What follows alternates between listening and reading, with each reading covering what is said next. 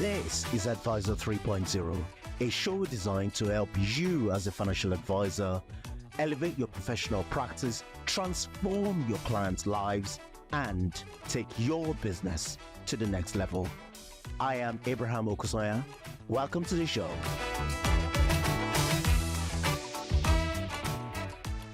Welcome to Advisor 3.0. I am really excited about my guest today. Is someone that I have known and watched for best part of a decade. Is constantly pushing the envelope, not just for himself, but for our entire profession. Amyr Rocha Lima is the managing director of a new financial planning firm, Strategic Wealth Partners. Amyr, welcome to the show. Thank you very much, Abraham. I really appreciate the invitation. Really glad to be joining you here. And just before we start, right back at you. We've known each other for the best part of a decade, and I've watched you massively push the envelope on everything that you've got involved in, and starting with your power planning business at the time, but then going into fintech and portfolio management and everything else. So yeah, thank you for all the content you put out, but all the pushing the envelope that you've done on behalf of the financial services sector that we live in. You're too kind. I mean, I'm just a paraplanner. All right. I like to think of myself that way. But look, this show is about you. You know, I have watched you literally from, I think this was in 2015. So going on, 9-10 years ago, when you showed up at a conference that I put together at the time. It was the first ever, it was called Science of Retirement Conference, and you showed up as you were, I'm probably the youngest in the room, and I have watched you constantly grow, evolve, transform. You've pushed the envelope within the profession you've served, with the financial planning side of the CISI. And before I spoke to you a while ago, and you were on track as a successor for within a financial planning firm. And next I saw you were starting, a new financial planning firm. So let's just go back and talk to our audience about the journey that has brought you here. Yeah, absolutely. So the journey started in product provider land. So I must be honest, Abraham, I didn't really know what a pension plan was. I didn't really know how investment markets worked. I honestly didn't even know financial planning was a thing, was a profession. I'd come to this country to go to university, to study international relations. My goal was to go back to Brazil, I thought, and sort of join the civil service, the Brazilian Foreign Office, maybe hope to become a diplomat or something like that. That's what I sort of had in mind. But then life has some different ways of showing you different things in the world. And before I know it, I'm sitting with a friend of mine, and we're having this conversation over a few pints, and I'm saying, look, I'm really looking for a career, but I'm not sure what I want. And he's telling me about things. And he said, look, why don't you give me your CV and I'll hand it over to the folks over at AXA. So he ran the coffee shop inside AXA Wealth. There was like an internal Starbucks inside the big head office. And I said, Leo, honestly, I don't really want to work at a coffee shop. So I've done that, the sort of, coffee shop, the little bits and bobs of jobs just to sort of earn some money during uni. And he said, no, I don't mean the coffee shop. He said, I mean, AXA, the HR team are all there all the time. They're always looking for people, And I said, okay, let me just get my CV together. Let me send it to you, and you kindly send it to the HR person. And obviously, before you do that, you have a look at who AXA are. And I didn't even know this company existed. My background is, it's not financial service related in my family. On my father's side of the family, my family were cattle ranchers in Brazil. On my mother's side of the family, sort of doctors, engineers. So again, financial services was something that happened maybe in Sao Paulo in Brazil, not from the Midwest of Brazil where I'm from. So I just didn't really have access to the knowledge around that. So I looked at this company called AXA. It just felt it was gigantic, and it really is. And it does everything from asset management to art insurance and everything in between. I thought, wow, that's amazing. And, just sort of went down that rabbit hole. Anyway, long and short of it, Abraham, is I found myself inside the IFA support unit within AXA, having gone through these interview processes, etc.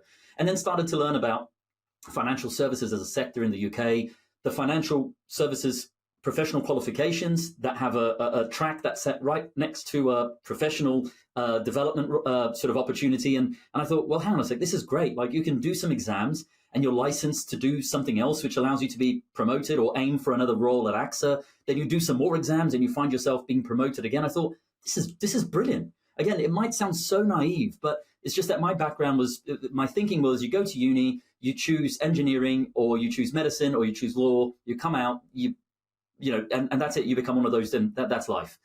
So it was great to just see this variety of different ways of finding yourself in industries and getting professional qualifications. And I went gung-ho. I just thought, man, this is awesome. And I just went gung-ho. And when I met you, I was a couple of years into being a financial planner. I started as a financial advisor, financial planner.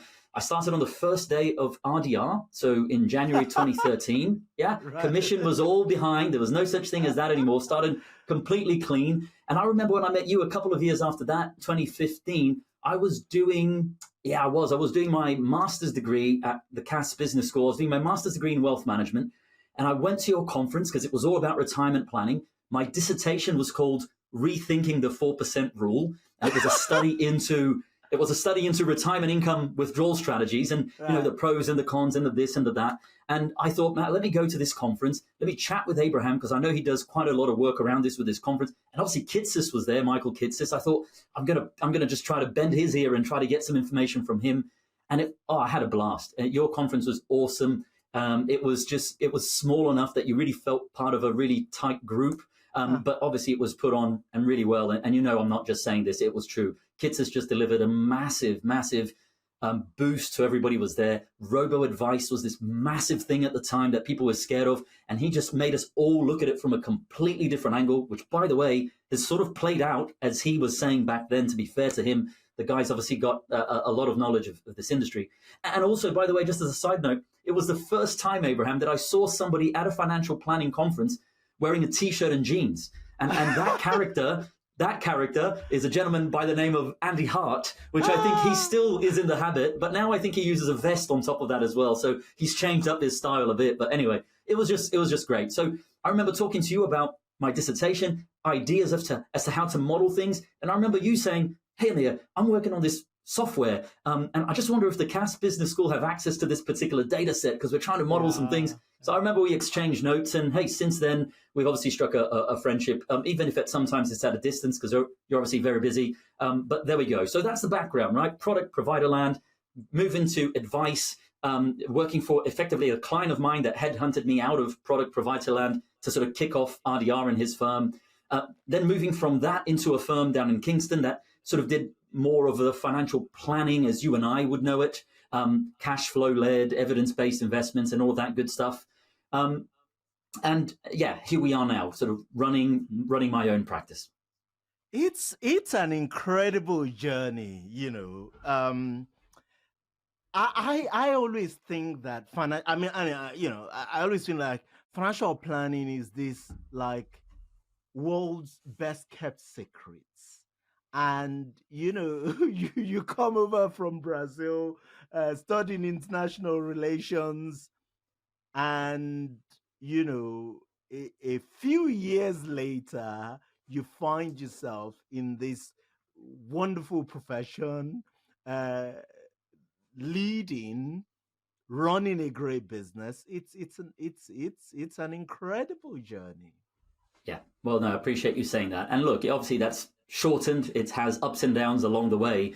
But you're right. I think financial services as a whole, and now a part of financial services, financial planning, financial advice, and the auxiliary professions that make up a financial planning office, not auxiliary, the core professions, my apologies, administration, paraplanning, all these roles, all these functions can be professions in their own right with their own qualification tracks in the main. Maybe administration, not so much. You need to gain some practical experience to really understand that whole world, and maybe perhaps then to move on to sort of operations and practice management.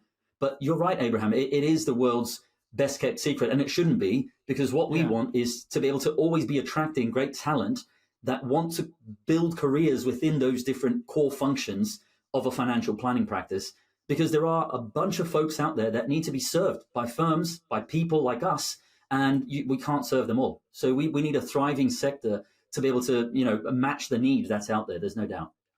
Dare I say, you're an inspiration to immigrants everywhere. This idea that you can come to a strange land, as I like to think of it, and financial planning, wealth management, these sort of things, it's like the tip of despair, like often if you're coming from a developing country, you know it's not even a thing. I mean, the stock market exists in these countries, and maybe in the very very high end you have the wealth management, and then you come in, and within a few years, somehow, by hook or by crook, talking to someone who manages a coffee bar, you find yourself here and you're able to make something meaningful out of it. I know, I'm just fascinated. Yeah. Well, look, By right back at you at that one, Abraham. And you and I know that, there are things that one needs to consider along the ways. There might be challenges, and maybe we'll every dive now into and the then. challenges, no Yeah, doubt, absolutely. maybe every now and then there are obstacles as well, and that's fair enough and all part of the game. But one thing I will say is, I'm very glad that this whole journey has happened to me here in Great Britain. I think, look, it's a country that, providing you're willing to work hard, the opportunities are there. Oh yeah. Opportunities are there for you to be able to strive to achieve the life that you want to build for yourself and for your family.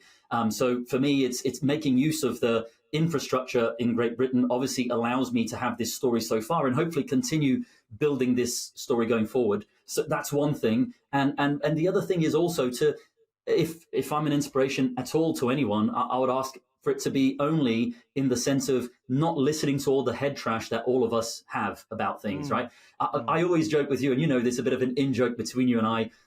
I think when I go to conferences, I really only bump into one other first generation immigrant, like the guy that came off the boat and set up a company and is running a company in financial services, and it's you. Now, I might be mistaken here. Of course, I don't know everybody and I don't talk to everybody. So I make a bit of a joke between you and I about this, but it's like, hey, we really are, guys that got here like first generation, and this is what's happening.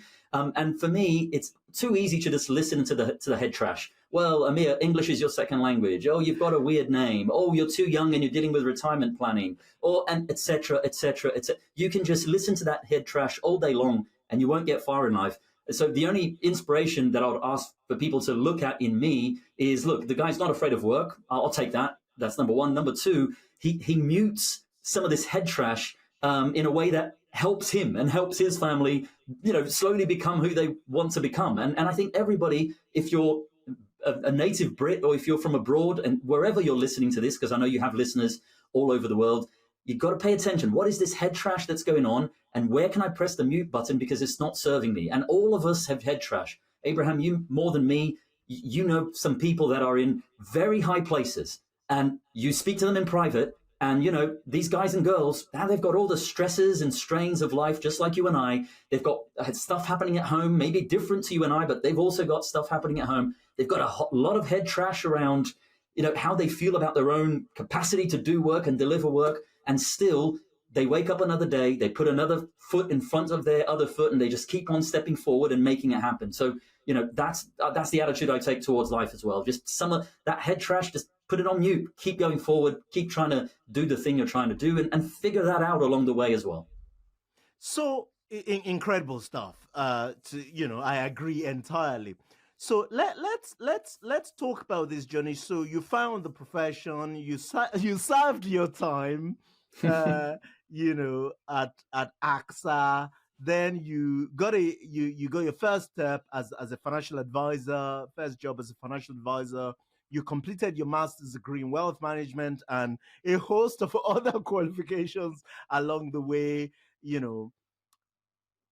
And then you did what next?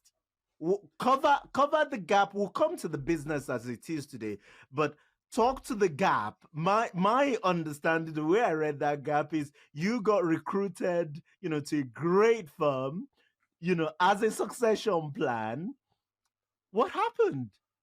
Yeah, it's very straightforward, Abraham. And I think, to be fair, interestingly, after I sort of put out there on the internet, hey, my time here it has come to an end. Watch this space for what's next. As I'm sure you would appreciate this, we know quite a few people in the profession, in the industry, and very kind people, ex-bosses of mine, but colleagues as well, professional colleagues, all sort of sending direct messages and private messages and saying, hey, what's up, man? What's happened? Are you okay? And all of that sort of stuff. I think we don't give this profession enough credit for how empathetic we can be with each other, because sometimes that doesn't surface. Sometimes that happens inside the direct messages, inside the private messages. But rest assured, yes, whoever you are listening out there, if you're looking for help, reach out to your network. And also, if you see someone in your network looking for help, just make sure you send them a message and saying, hey, are you okay? Can I help? Because you never know. It might be something really simple that you could do and could help somebody. I've been on the receiving end of that, and I hope I have also tried to help wherever I can as well. So the reality is these DMs also included a lot of stories about, oh yeah, this happened to me too. Or I know 5 other people where a similar situation happened. You think, wow, maybe not all of that surfaces. So in our case, I was working at a firm where we were going through that succession plan. We were pretty much ready to implement it. We were 5 years into working together, almost, well, in fact, a bit more than that, 5.5 years almost into working together to, well, firstly, there's an element of you earning your stripes and just seeing if it's a good match between everybody. And then obviously after that's completed, it's sitting down with consultants from the industry, really figuring out how to value this business, really figuring out the mechanisms to try to make that that purchase a possibility. How do we do that? How do we structure that through maybe cash flow and loans, or how do you do that? Anyway, you put that whole thing together, you work it through to its natural progression, and hopefully you get to a point where you sign on the dotted line and you initiate that succession plan, right? You start buying people out and people start retiring, et cetera, et cetera. So we were, in my understanding, right at the tail end of that, ready to implement this solution. But I simply got called by one of the partners at the firm. I was a partner at the firm at the time too, and yeah, very, very candidly said, "Hey, Amyr, I'm really sorry, but we've been thinking again, and we've decided to take another direction with the sort of sale of the business, and this is what it is." So, I understood what that was, and if you feel sorry for yourself for a little while, Abraham, it's 5 years. There's the sunk cost value in your buying. So, for a good couple of days, you're thinking, oh man, what a shame, this could have worked out and blah, blah, blah. But then, I don't know, if it's my nature or whatever it is, you just start looking forward and you think, okay, so that's not going to work. That's going to be something that's going to go over there. And it's an environment that isn't conducive to what I want to do with my career and inside this industry, inside this profession. It's so where do we go next? So immediately my head went to, can I get a job? Like, could I get a job? So I contacted people that I know in companies that I would like to work for. And I'm pleased to say that it seems like I could get a job.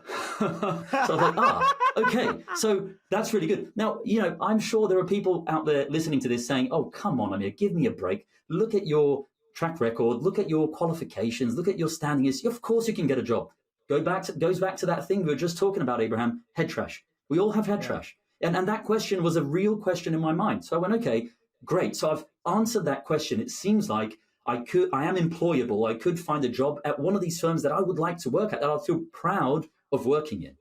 And then I thought to myself, hey, Amyr, how about that idea of building a firm where not only you would be proud of, but other people could work in and be proud of working at it too. And I thought, yeah, that was the ambition during these last 5 years, to build this with a succession plan, take over a firm, fix the inefficiencies that were there, I don't know, sort out the proposition to a way that you thought was more conducive to good customer service, good client outcomes and everything else, and then create a firm where people be proud to work in. And I thought, why wouldn't I continue exploring that? Because I'm in this period of just before I jump into something else, just explore that further. And, I'd had this chat with a few people in the industry that I trust, and I can have these conversations in very openly. And one of them said, you need to speak to a guy called Ian Cook. And I said, oh, why is that? He said, well, he's saying something in one ear about him developing, and he has been developing this system to run a financial planning practice on, and you want to run that financial planning practice. I reckon you guys should talk.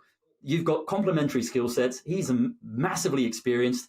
Maybe he can tell you where you're going to get it wrong before you get it wrong, and maybe you guys have a good thing to build together. So that conversation led to where we are today, and Ian Cook and I are partners in Strategic Wealth Partners. And yeah, we're definitely building the firm that we're proud to build. We're proud to own and work in, but also we want this to be something where other people are proud to build their own businesses in going forward. So shout out to all those people. I won't mention them because there are too many, who are very kind and also very trusting in having candid conversations that have remained private between us. But it's those sorts of things that lead to opportunities. It's those little moments of being vulnerable, those little moments of saying yes to things that lead to other opportunities that sometimes you just don't even know are around the corner. So, Abraham, back to your original question. I reckon it's super, super valid to take the career path of being an employee at a great firm, growing to manager level, director level, or senior planner level, or head of financial planning level. Absolutely a massively valid track to take, and one that comes with its own set of headaches and its own set of risks. But, just consider that one carefully before you set up a directly authorized firm with the Financial Conduct Authority, because that also has its own complications. It has its own lag on your cash flow and everything else. And but anyway, we're there now, so that's what matters. And we're the firm, we're building this firm that we're super proud to have out there in the market, delivering the services we're delivering, and we're very ambitious about where we want to take it from a client experience, a good customer outcome perspective.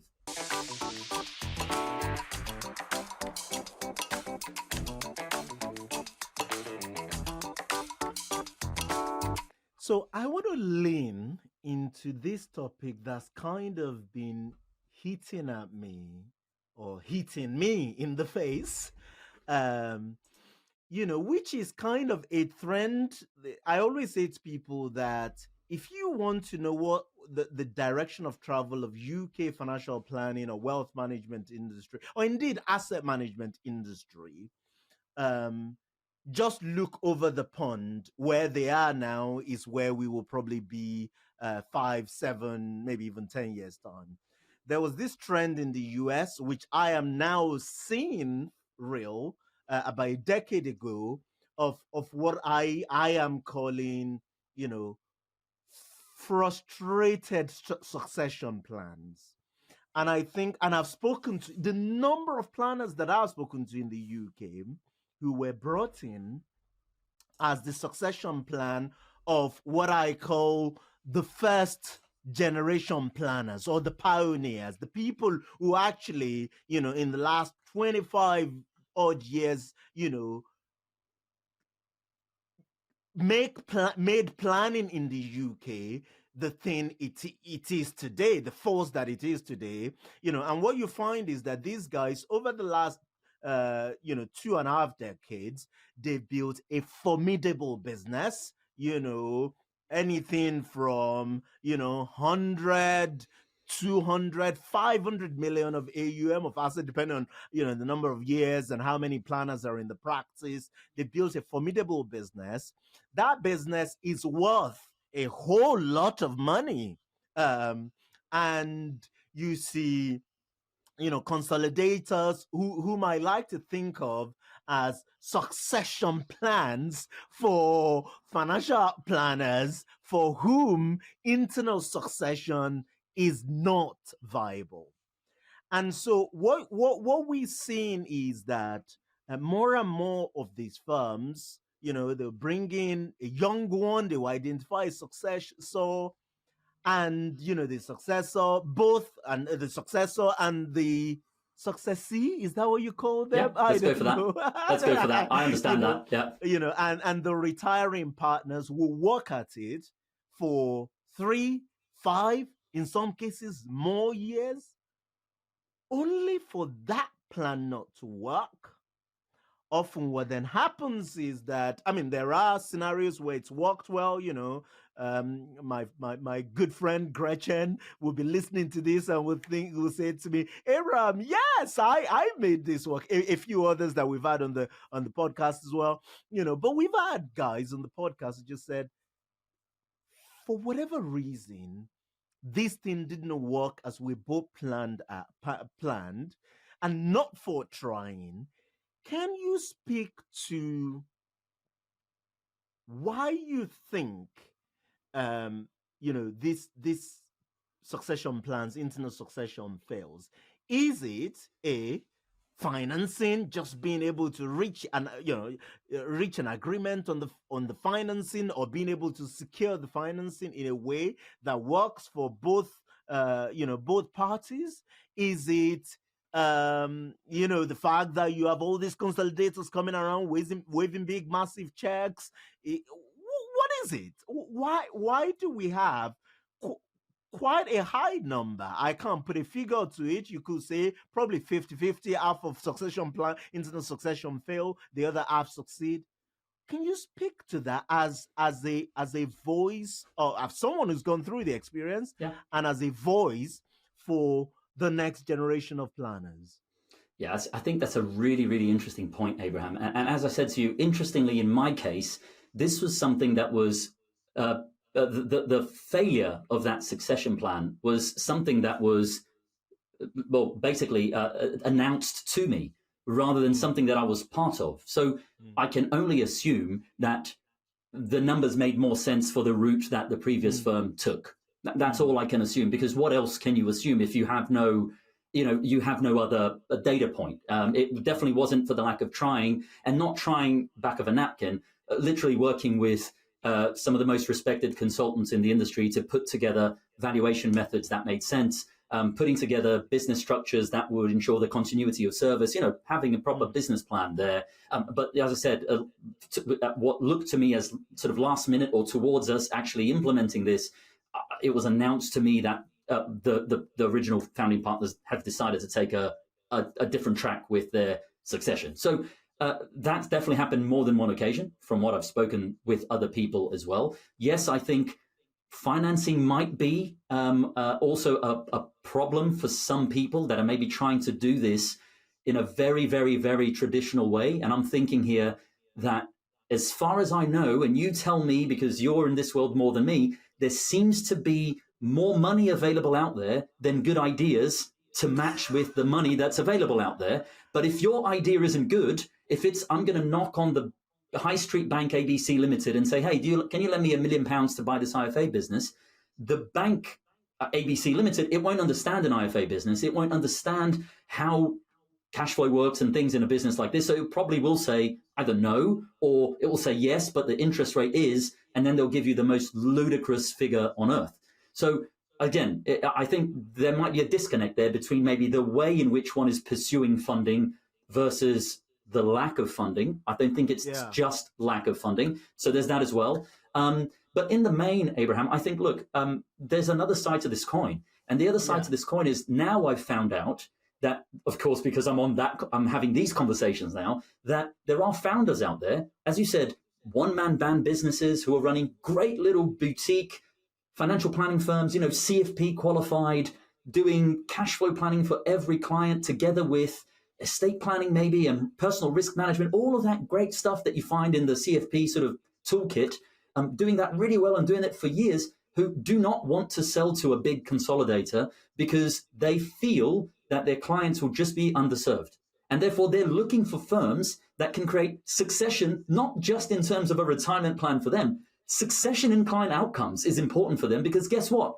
Next week, they're going to bump into their old client across the frozen food aisle at Waitrose because they live within a 5-mile radius from each other, right? So that's going to happen. And we're having 2 of these chats already at Strategic Wealth Partners. Exactly those businesses, one-man bands, that they want to ensure yes, a positive financial outcome for the work they've put in to build this business, but just as importantly, they want to secure succession of good client outcomes for the people that have Mm, trusted them with their money and their life savings, to be honest, for the last 20 years. And I think that's where a firm like ours can show them how we do that. And why? Well, because of everything you and I have talked about up until this point. There's context. There's context into who Amyr is and who Amyr is trying to become. And his story is out there for you to see the steps he's taken to become the planner he aims to become. You know, you look at my team, there's a team. It's not a one-man show anymore. There's a team. There are paraplanners, there are administrators, there are processes in place. You know, I have a business partner who is extremely experienced in the financial services sector, let alone in the financial planning world, right? Understands business from a slightly different angle than most of us, perhaps. And I think that gives people the confidence to say, oh, okay, so that's a route worth pursuing as well. So there's two angles here. And think about creativity. If you're a forget young. If you're a financial planner out there who currently finds yourself in an employed role and you think, you know what, I would love to be able to have ownership of this in some shape or form. And if internal succession isn't working for you, if that's what it looks like won't happen for you, you don't necessarily have to go out there and set out Smith & Co. under a network or as a directly organized firm. There are other avenues to explore, and of one of which is perhaps saying, hey, what if I found a firm that was looking for succession, but obviously looking for to be bought out so they could retire. But what they were looking to do is hopefully have that in another local firm. But obviously, Amyr on his own couldn't do it on his own. Like he just couldn't serve 300 people on his own. So I come with that idea, and we put that idea into a whole package, and we try to package that up into something that works for everyone. It's worth exploring, isn't it, Abraham? It's worth exploring. Absolutely. So let's unpack this a little bit more. So I have said, and actually openly, I've tweeted openly about this, that you know, if I had, if I wasn't doing this timeline, and if I had a little bit of money in the back of my sofa, I will essentially set up a fund that writes a check of X, I don't know, say, 100, 200,000 or whatever, for a 25% stake in young planners who want to set up their own. That money wouldn't buy you much in terms of acquiring a book of business, but you have external ideas in terms of bringing more capital to facilitate that. So now that idea is not formed. I have various Excel versions of it that I've played with, and I've never been able to make it work. But when I saw this, your announcement, that clearly a veteran in this profession, in this the wider, even the wider financial services industry, Ian Cook, who's obviously built successful businesses and sold successful businesses, sitting on, I can imagine, a massive wall of cash, is partnered with one of the most vibrant leaders of the next gen emerging planners. I like to think, wrong phrase, but anyway, young. I like that phrase. Young planners. Is bringing experience, capital. You're bringing drive, passion, energy, vision, all that stuff. That meets, and you guys decided where best to start than to buy one of Abraham's ex-consultancy client, Graham Day. So I'm thinking, I know all the players in this game. Yeah. So talk to me about what you actually, the coming together between you and Ian to set up Strategic Wealth, and the acquisition. I understand Graham's firm was your first acquisition. What is the vision? What is the grand plan break Yeah, down, break that down for us. What is the absolutely. model, and why Yeah. is it different from what else is out there? Oh, absolutely. No, I think you've described it really well there, Abraham. And it's interesting that I remember that tweet, or if it wasn't one tweet, the tweets that you have put out around this. And now that you've brought it up, it is completely visible in my memory. So it's really interesting that we're having this chat. And let's just take that a step forward in something you said there. So imagine that there's an extra layer of niche or an extra layer of specialism there, that the story is enhanced even further, right? Like, dum, dum, dum. Hey, Amyr, I am a specialist in pensions and divorce. I currently work at XYZ firm. The succession planning is falling down. They're selling to a consolidator. I don't want that. I want to have workshops out there in the community. I want to build my professional connections or continue with my professional connections. There's a particular mark I want to put out there in the world of financial planning, specifically regarding pensions and divorce. By the way, I know that there's a business over there that is also for sale. I've known this guy or this girl for years. They also are in this market. I can't buy this on my own. Is there a way that we can make that be part of my ambition inside of Strategic Wealth Partners? Let's explore. And you can take that further, even further into a niche. Pensions and divorce is still pretty open. Let's go, hey, Amyr, I focus on serving owners of vet practices around the UK. And I understand they have a particular problem when they particular way of selling their vet practices to other groups. And this is typically what happens with these people. I reckon I could set up a desk in Strategic Wealth Partners that just focuses on veterinarians selling their private practice. And I've got an into that community. I can present at their conference or whatever it is. So you keep winding that and winding that and winding that, Abraham. What you get to is my imagination, my mind's vision of how I felt when I first stumbled across Ritholtz Wealth Management from the US.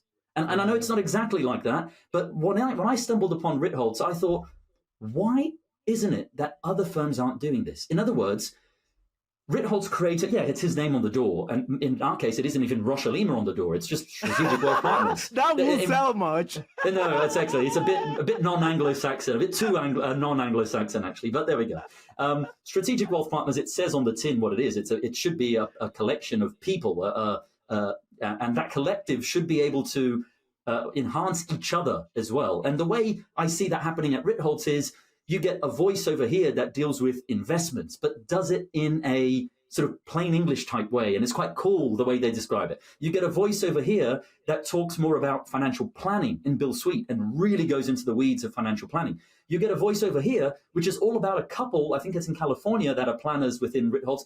They serve teachers, and they really go in the weeds of how teachers and everything else, how all of that stuff in America works, which is very different to us over here. But you get folks in the Midwest who are dealing with Midwestern Americans and a slightly different culture, maybe slightly different value set, different way of speaking. I thought that was just genius. It's like, this is genius. You create a shop that is bona fide, right? Great proposition, financial planning led, great investment proposition, delivering good client outcomes. In my case today, it's around retirement planning. So we look to put people's money in line with their most cherished life goals. And then we develop a plan that goes, okay, if that is the goal, we need to look at retirement planning. We need to look at taxation planning. We need to look at estate planning.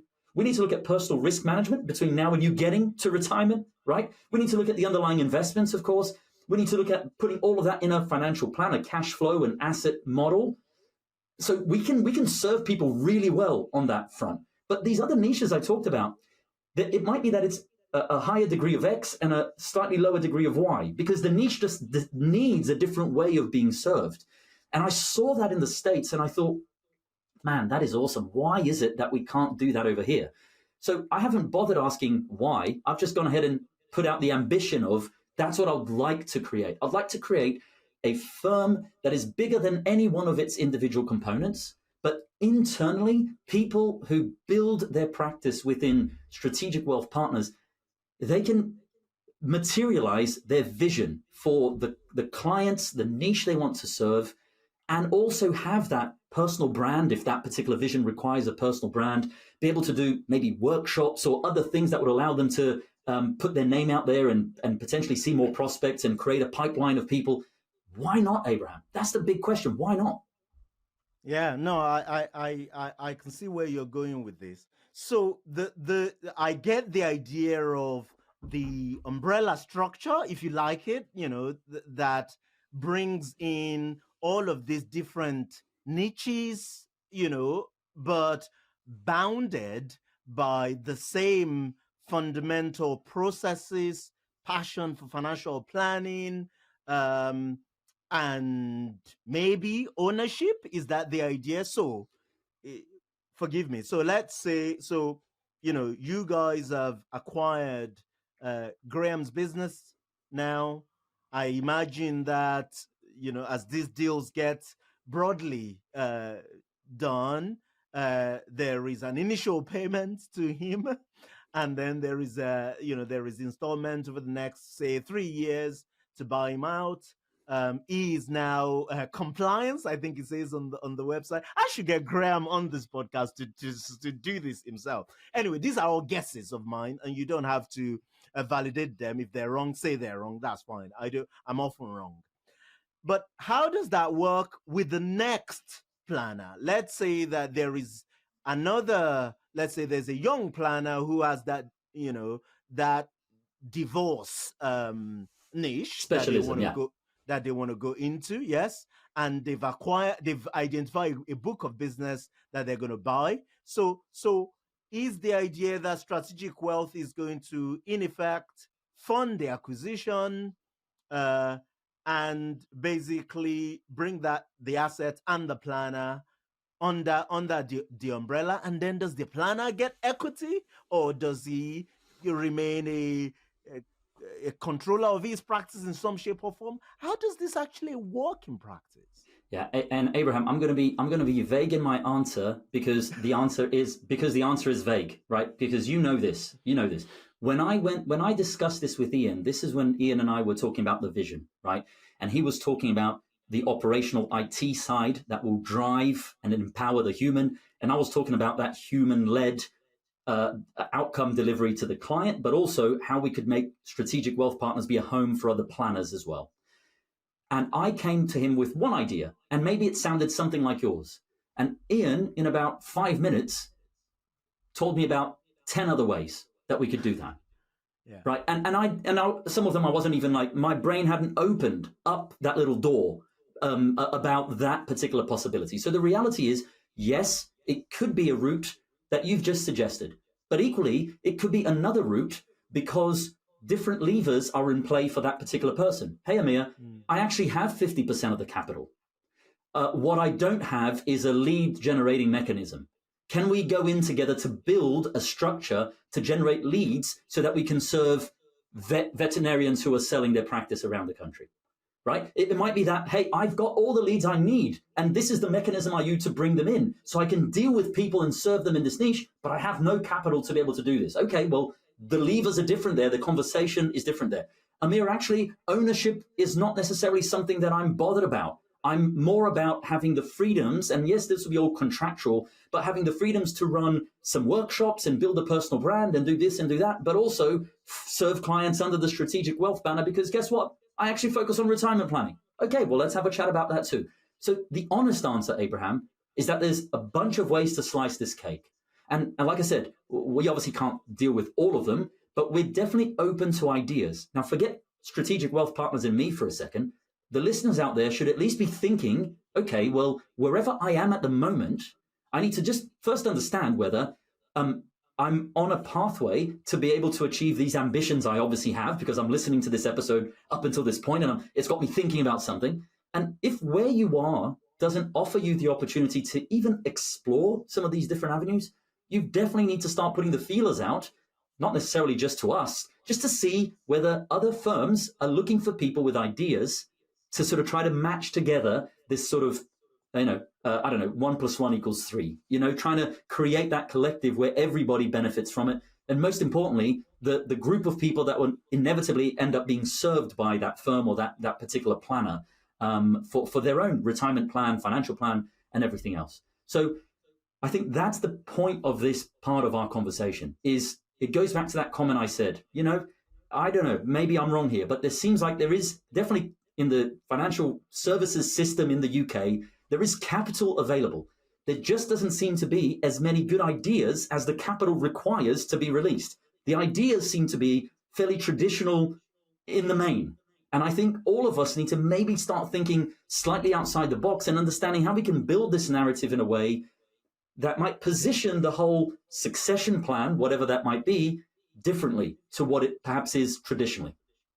Because Yes, we're not going to no, no, compete, right? As a small business, even a growing small business, we're not going to compete with insert name of consolidator who are simply writing checks out to be able to buy books of people, some of which are young, some of which are retirement planning, some of which are tech entrepreneurs, some of which are private practice owners, some of which are et cetera, et cetera, et cetera. Like, you can't compete with that. And equally, you can't compete with marketing against some of these big national firms that literally spend millions on marketing. There's no point. Right? What you need to do is you need to narrow your story, and then be creative about how you tell it and in the different mediums you tell it. That's not only just as a business owner trying to speak to retirement planning clients today, but also as a business owner looking to see who else could join the collective and enhance the Strategic Wealth Partners brand, which therefore makes all of us internally also enhanced because, wow, they've got a retirement planning desk and a pensions and divorce desk and veterinarians selling their private practice desk. I keep on these examples because they're easy, but it could be anything. It could be anything. I know it's fascinating stuff. Look, I have always thought that we have a cocktail of, key trends in this profession. So one is, a generation of financial planning owners.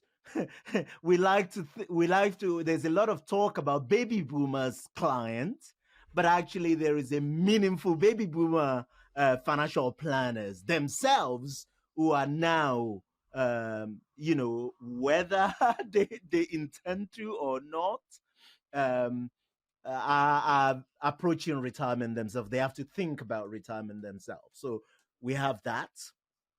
We have what you alluded to over the last 10 years, very, very cheap capital. It's not cheap any longer, but a lot of capital is flooded into the profession, private equity money, and all that stuff. So far, um, by a few examples, uh, attempts to consolidate in a massive way, beyond a certain point, um, you know, consolidate by buying up firms doesn't actually have a great track record in the UK. So you have the Think, Destiny, Bluefin, even Succession. These are people who, who actually had a lot of capital, a lot of structure. Succession was actually a I liked Simon Chamberlain, and if you didn't agree with what he was trying to do, you couldn't disagree with his commitment and passion and all that stuff. And to see, much of these things, Think Destiny, Bluefin basically went nowhere. A lot of those firms, financial planning firms, went off and started their own again, took their clients, all that stuff. So Succession now, as far as I can tell, quite a lot of planners have left and taken a chunk of the clients. So this idea of a massive monolithic, consolidators, the jury is still out, right? But what that is prompted, I think, is this idea of professionalization of the financial planning business, where great ideas are coming, more intelligent allocation of capital, like you were talking about. And if the US is anything to go by, what we will end up with is far better profession, bigger businesses, not big, not the biggest in the world, but bigger businesses, we will still maintain our plurality, and we will still have, solo advisors operating and succeeding, small, medium scale firms. We will have larger firms, but everybody move up. Are you familiar with that phrase, that analogy of the Cobra effect? No. Oh, okay. As a grandchild of of a diplomat, you probably should go look that up. No, basically, it's this thing in the colonial era India. There was a problem with cobras. There are a lot of cobras, around, and the colonial masters basically didn't like them, right, for obvious reasons, snakes. And basically, what they did was to create a bounty program, which meant that the locals could kill cobras and bring them to the British colonial masters, masters, I call them. There are people dropping off this podcast in anger right now. Basically, which meant that locals could kill cobras in the wild and bring it to the Brits and exchange it for money. What happened actually was that the locals were intelligent people, of course. They started breeding cobras. They started growing their own cobras, not just kill them up in the. I mean, the scheme succeeded for a while, because if you kept killing the snakes and exchanging them for money, then there will be less and less snakes to kill. And then the locals started breeding snakes to sell to the colonial masters. It took a few years, of course, and the colonials masters, obviously, they figured out what was going on. They canceled the programs, right, to pay the bounty program, and the locals released all the snakes that were held in captives, and there were more snakes, in town than before the program actually started. This is what I think,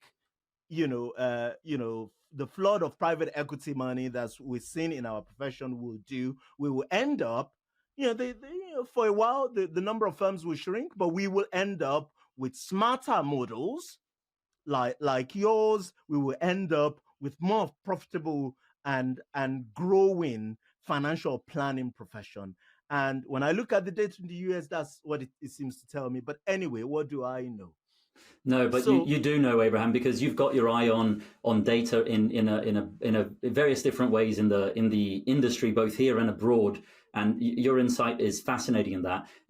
As I say, as a one guy that doesn't have a research firm or a research team, just by following different people online and listening to content that I think maybe slightly left the field when it comes to financial services from Australia or South Africa, or indeed Brazil, or definitely the US, just trying to pick up on, hey, what's if you put your ears to the ground, what's the trembling like type thing. I like I said, I'm pleased to see that instinctively I've felt some things and I've gone down that direction. But you're saying this is a wider trend, and I totally see that. I completely agree with you, and I think it's just for the better. The more, just think about it from the end. I always think about it from the end client. The more people that can go on Google and type in whatever their problem is or whatever their particular niche requirement is, and find somebody who has built a really solid proposition to give them the clarity on that problem and then help them solve it, the better. So, if we can find a way to make that, doing well by doing good, then let's figure that out. Let's at least try. I mean, you might as well give it a go. Incredible stuff. Look, I have talked on this podcast more than I like to, and I want to respect your time, and I don't want. So let's start to just wind this down. You've served.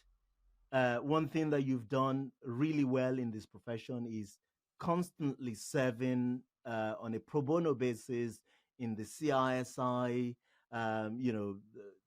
various committees to help, develop the profession. Talk a little bit about that, the work you've done, And, was that done for your career and the Yeah. industry as a whole? Absolutely. So, Abraham, I think for me, it's again pretty easy. The sort of thinking that got me to volunteer, and before the CISI, I presented with the PFS. I did a few of their educational presentations at schools, sort of local around our neck of the woods here. So yeah, and that went on for a while. That was where I first started with public speaking. In fact, I remember a journalist from, I think it was Citywire, maybe invited me to do a round table about a particular topic. Maybe it was next generation planners or something like that. And I remember sort of saying, wow, I wonder, it felt like I could handle myself there and answer questions. I'm obviously sticking to my lane. I'm speaking about something that I'm doing, so you can't really go wrong. It's your opinion rather than right or wrong. But I wonder how I could get better at this. And some people said, oh, you should do this course. Some other people said, oh, you should join this particular speaking club or whatever. And I don't know. I just thought, look, this has to be more from the heart. It has to be something that just comes out. So I just thought, I just need to get public speaking as a routine in my life.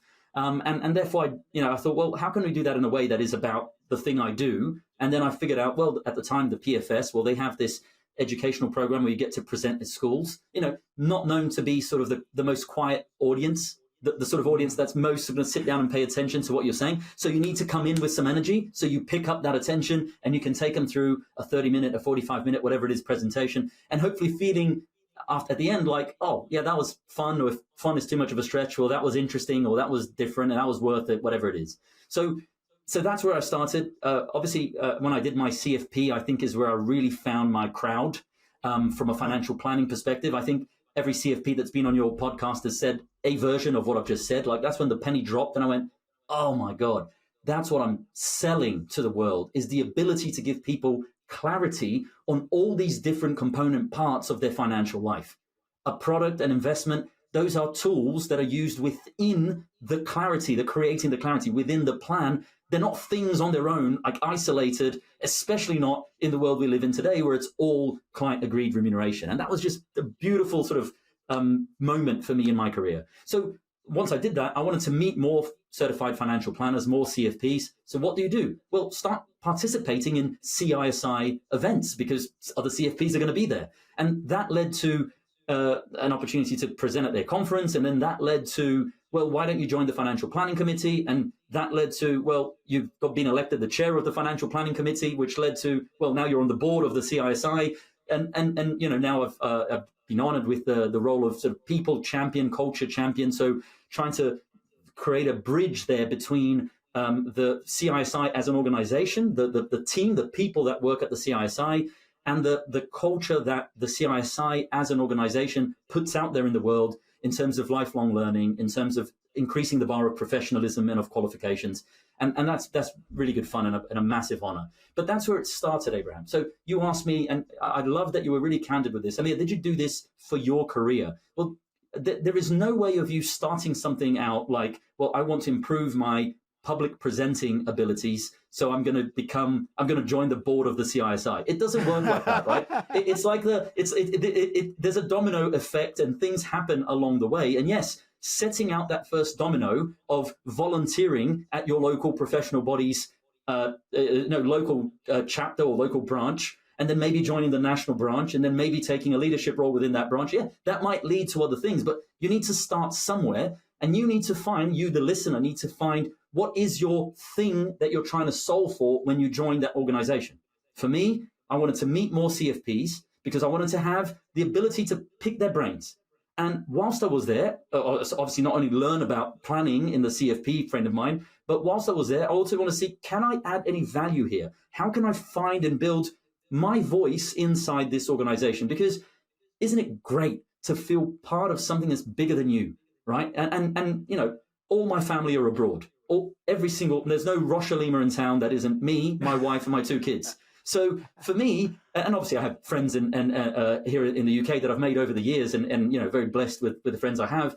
But within my professional community, the way I thought I would build that professional network of fellow planners, friends in the paraplanning profession, friends in the practice management operations perspective. Well, we live in London, and there's a lot of people that live in and around London that commute into London. join a professional body of choice. Mine was the CISI, and get to know people via being at events. Well, if you're at events, you might as well try to help. Well, if you're going to try to help, you might as well get into one of the committees. Well, if you're in one of the committees, you might as well try to make a difference. And one thing leads to another.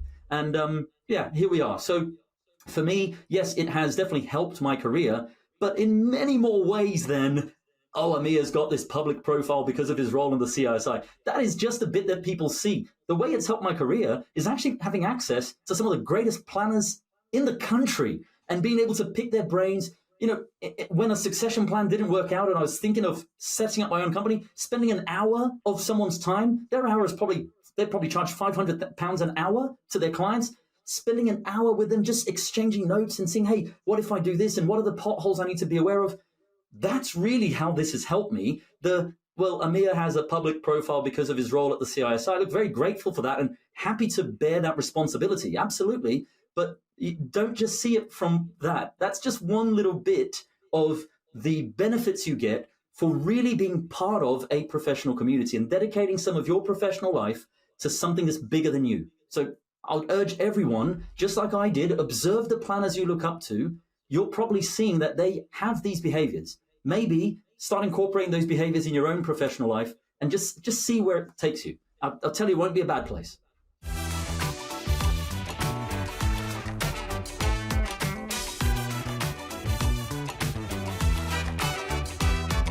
So you're building up the strategic wealth partners model and business. What else is up your sleeves? In that structure. Yeah. A platform. I mean, what's Ian is there? He's done it before. Yeah. Certainly DFM, some sort of technology stack. Yeah. The technology stack for sure is what's interesting. You mentioned some of the component parts of that, Abraham, in the sense of potentially, building relationships with platforms and obviously building investment portfolios. That's all fine. But the actual thing that we're building that runs all of this, and in fact, we run our financial planning practice on this, is the Strategic Wealth Portal. So this is a place where we build the client's financial life with them, and they get to always be seeing the same view that we see. So imagine you not having a secure messaging system over here, a secure file upload bit over there, a back office system here, an advice registry over there, a cash flow system over here, a video calling tool over here, a transcript service over here. Just imagine all of those spokes, every single one of those things that you think, that's just another direct debit in my business. And I'm using 10, 20, 30% of that software's capability. And if you are honest with yourself, that's what you're doing. You're using 10% of Zoom. You're using 30%, maybe 50% of Voyant, and you just spread that across everything. Imagine saying, well, hang on a sec. What if we could build the things that are really important from those different pieces of software into one platform where the client has the same view as us, right? And you literally build the client file as you're building it, and as you're adding things with the client, the cash flow starts being built from that same information that you're putting in from the fact find. When you attach goals to it, that affects the cash flow as well. You can upload, download documents securely, all via two-factor authentication. We can message clients, and clients can message us securely. We can call clients directly from the platform, and we get a transcript and a recording of the call attached to the client's file. All of the good stuff that you can imagine from, we can attach an advice register and income reconciliation to every policy inside our portal. So from a business operation perspective, from a client engagement perspective, we can create something that is as seamless as it can be today. And it's only going to be more seamless as technology allows us to develop this even further. So really proud of where we are so far. We really think it's a game changer. Abraham, offline, I'd love to show you how we do things. And again, if other listeners are interested to know more, of course, feel free to contact me. Happy to show you a demo, because this is all about, hey, this is what these guys are doing, because it might be that you're doing something slightly different, but we can exchange notes and bounce ideas off each other. Again, taking a leaf out of what we hear in the US, right? We see this all the time. People that effectively are competing They sit down together, exchange notes under a confidentiality agreement, and go away and try to improve their products and improve competition, because that just drives even more innovation in the industry as well. So really proud of that. And again, trying to create an environment where if anybody out there is thinking, well, why would I join Strategic Wealth Partners? That's going to be just another leg to our stool when people go, wow, and they offer like an operating system that I can run my business in.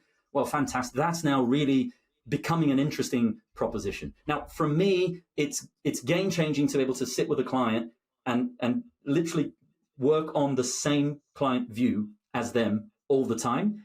Whenever they call my team, they're both looking at the same screen. It's not client has got a spreadsheet over here because we sent that them last year, but our data has changed because it's plugged into this platform and the values have changed. No, it's the same thing. That's very, very refreshing.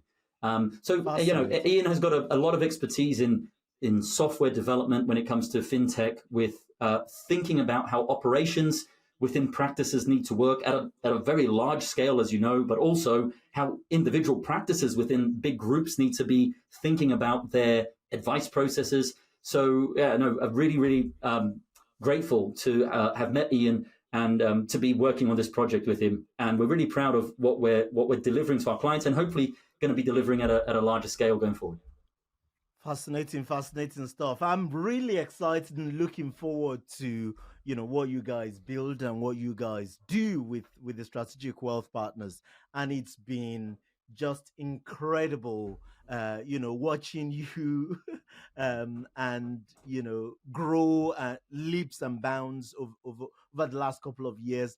There are great things ahead for you, my friend. So I have enjoyed our conversation today. If there's anything that you want to say to our listeners, kind of wrapping up as a parting word. Yeah, well, Abraham, from me, it's as I said, right back at you with that comment. Your journey is inspiring to a bunch of people, and I know you know that, but it doesn't hurt to remind you of that, because sometimes I imagine a guy like you is just way too busy with different businesses and different things happening. You make a massive positive impact on people that I've got their antenna set to think, what if that was possible? Because if Abraham can do it, if Amyr started out something and he seems like he's able to do that, what if it was possible for me to do it, right? And when we get people thinking like that, good things happen, my friend. And you've obviously been inspiring people by seeing your journey of growth for many years, and more power to you. Long may it continue. From your listeners' perspective, I would just ask you to do exactly that.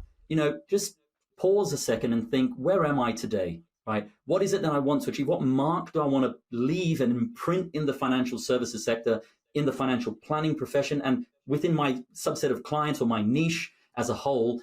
And then ask yourself those honest questions, right? Hey, be introspective. Do I get to do that here where I am?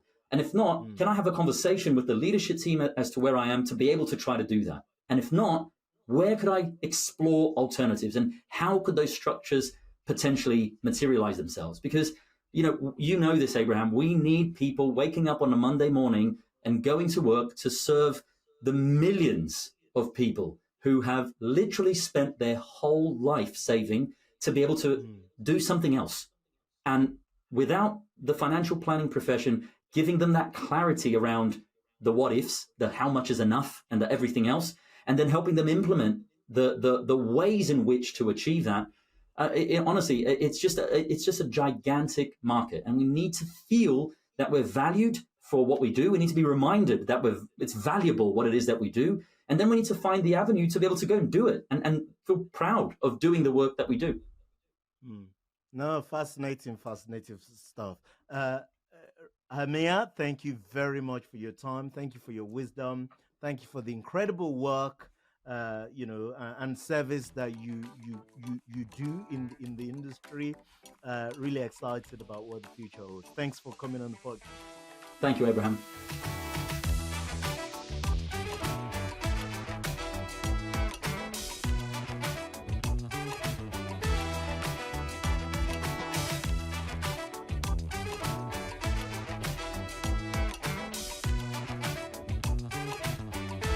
That's a wrap on today's show. massive, massive thanks to my production crew, especially Jake Osha, Melissa Canham, and the entire team. And of course, to our sponsor, Timeline, the market leading provider of integrated planning technology and model portfolio service to advisors. I do hope you've enjoyed today's show. Head over to Apple Podcast and give us your review there. Until next time, goodbye.